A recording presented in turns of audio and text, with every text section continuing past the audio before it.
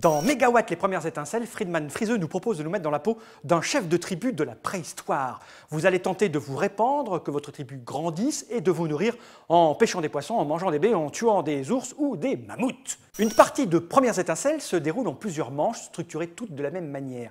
La première des choses, vous êtes face au marché technologique, un endroit où vous allez récupérer des cartes qui vont vous permettre d'augmenter votre ordinaire.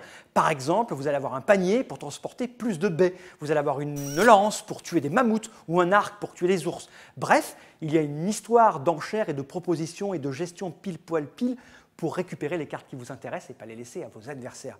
De la finesse, de la justesse et de la fourberie.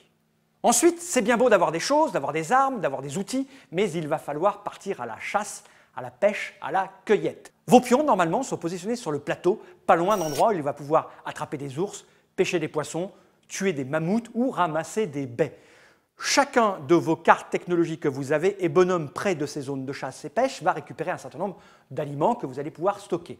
Une fois que c'est fait, vous allez devoir nourrir, vous allez devoir fournir un point de nourriture par pion que vous avez sur le plateau. Une fois que c'est fait, tout ce que vous n'avez pas consommé, ou en tout cas une partie, est envoyé à la poubelle. Une fois que vous avez bien mangé, que vous avez la peau du ventre bien tendue, qu'est-ce qu'il se passe? Vous partez dans une expansion, vous allez vous reproduire sur la carte, votre tribu va augmenter.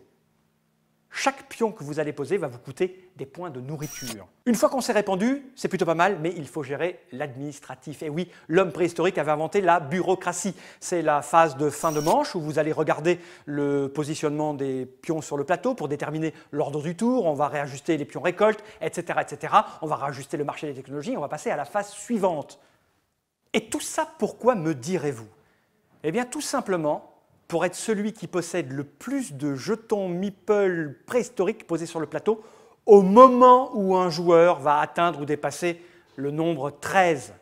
Quand un joueur atteint ou dépasse le nombre 13 de jetons présents, la partie prend fin, on finit le tour comme si de rien n'était, et on regarde celui qui en a le plus, et là il est déclaré grand vainqueur, celui qui va dominer la Pangée jusqu'à la fin des temps. Le monde est à lui, intelligence, stupre et luxure. Mégawatt, les premières étincelles, est un jeu de Friedemann Friese édité en français par Philosophia. C'est un jeu pour 2 à 6 joueurs, à partir de 12 ans, pour des parties de 45, 50, 60 minutes. C'est un jeu avec de l'opportunisme à l'intérieur, un jeu à l'allemande avec des cubes en bois, du calcul, de la stratégie, de la tactique.